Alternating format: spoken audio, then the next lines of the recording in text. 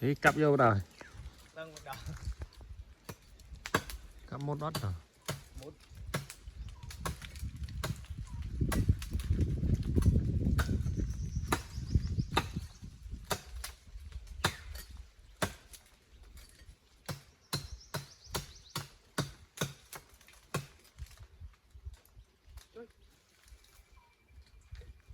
Hết luốt á.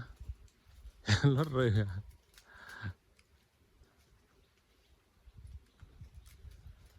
Luốt tay chú đào à bên đây.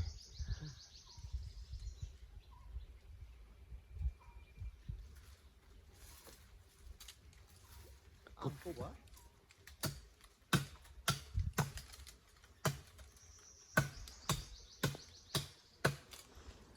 Cái chiếc ấy bằng ăn bác. Nó đánh đẹp. Anh khai cài. Anh phơi thì tớ. Không anh phơi đây vô tao mẹ thầy rồi. Anh quay à? Không định ngộ.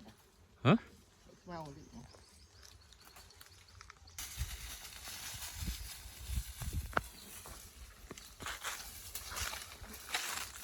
Chàng anh mình đã đạo thực bên. Giờ đánh tịch bao phôm là. Tích chi nữa. Là việc phôm.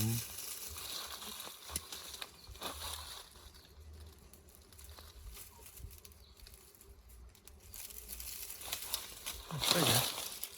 Tới giờ. Lá. Tới giờ. Không xăm được. Sao mà